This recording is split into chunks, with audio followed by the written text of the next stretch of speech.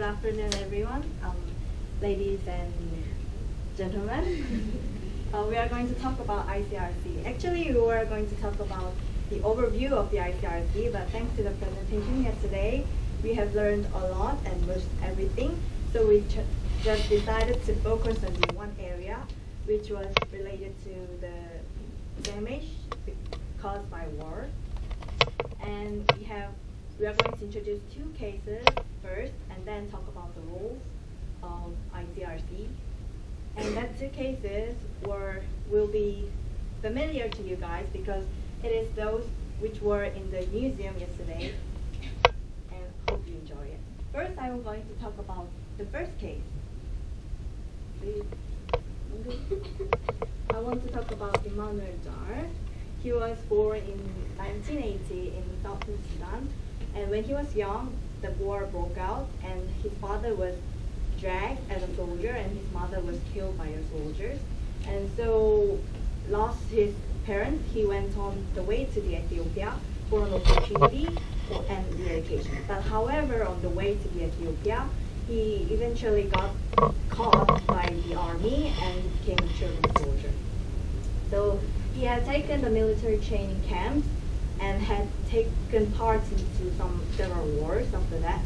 But when he was 11 years old, he decided to escape the camp, and he did and succeeded. Outside the camp, he met a woman. She was an aid worker, and she adopted him, and he has got an opportunity to get the education.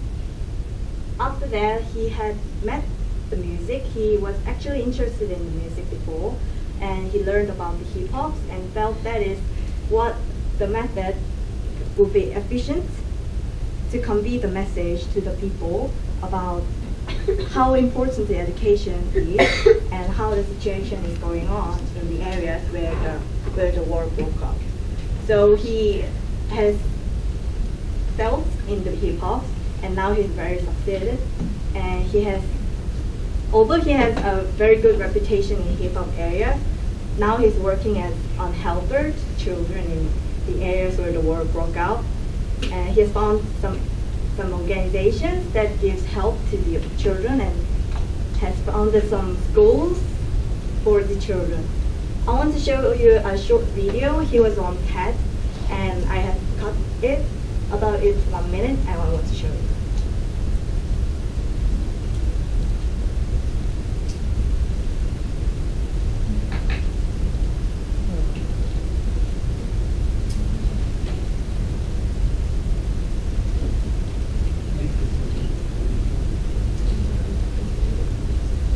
안 되면 파일 여기 있는데 파일이 될지 안 될지 모르겠어요. The importance of education to me is what I'm willing to die for. I'm willing to die for this because I know what it can do to my people. Education enlighten your brain, give you so many chances, and you're able to survive. As a nation, we've been crippled for so many years. We have fed on aid. You see, 20 years old, 30 years old families in refugee camps, they only get the food that drops from the sky, from the UN. So these people, you're killing a whole generation if you just give them aid. If anybody want to help us, this is what we need. Give us tools. Give the farmers tools. It's rain. Africa is fertile. They can grow the crop. Invest in education so that we have strong institutions that can create a revolution to change everything. Because we have all those old men that are creating wars in Africa. They'll die soon, but if you invest in education, and we'll be able to change Africa. That's what I'm asking. Okay, so this is the end of the introduction. I would say this is a very successful case of a person who has got an aid and got to overcome what he was suffering about. And I would like to introduce Sujin Park, and she's going to talk about it. Okay, so I'm going to talk about this man called Majidi Helia, and I'm going to talk on his side. So My name is Ms. Uya. I am one of the thousands of Afghanistans who have lost their legs to landmines. I was 18 when the accident happened. It was a miracle I did not die. I confess that at that time I would not have minded if I had. I spent 6 months in hospital, then I went home. I bought a pair of legs from a prosthetics workshop, the only one in Kabul at that time. One was 3 centimeters shorter than the other, but at least I could stand and walk a few steps. I felt destroyed psychologically and physically. My constant question was, and now what? I was the eldest son. I knew that my father had great expectations on me. And now what? So that I wouldn't have to stay inside the house, my father bought for me a wooden chair, quite an expensive one. I placed the chair in front of the house and sat there, looking at people, cars, life. The life that I was excluded from. Soon the neighbors were so used to seeing me sitting there that I became a kind of a landmark. They talk about the street where the cripple sits, with pity in their voices. And now what? My life couldn't end like this. I asked my father to help me to find a job, any job, even without a salary. I didn't want to sit on that chair any longer. But everywhere the answer was negative. Nobody seemed to believe it possible that someone like me could even think of asking for a job. 5 long black years passed that way, although it was the only bridge connecting me to the world. I hated that chair.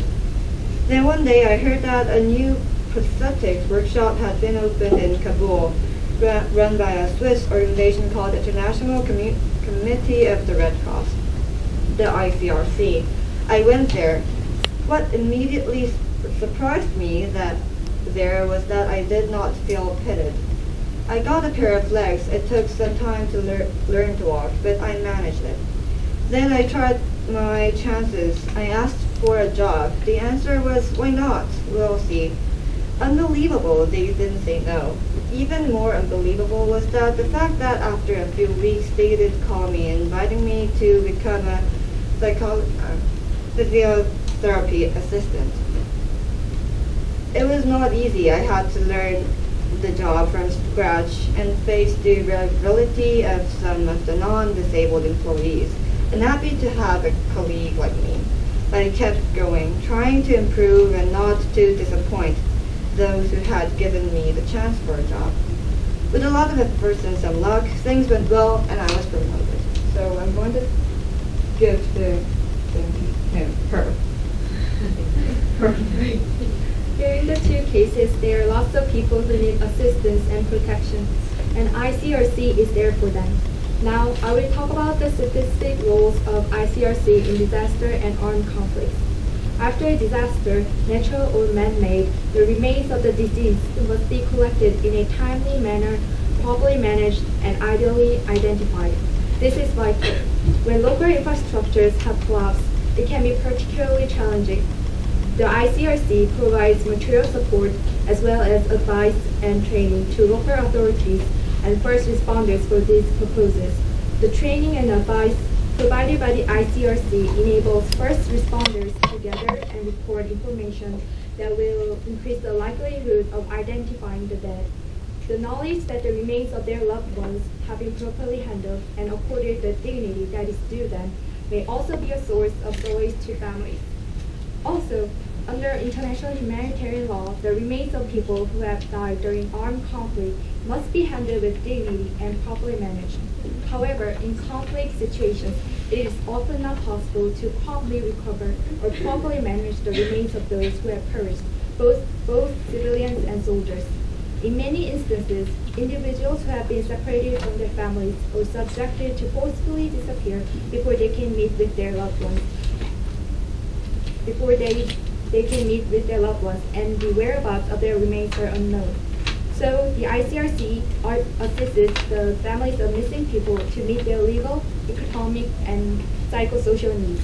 At the same time, the ICRC works with authorities to build the necessary forensic capacity and develop mechanisms for improving communication, cooperation, and coordination between actors mandated to clarify the fate of missing people.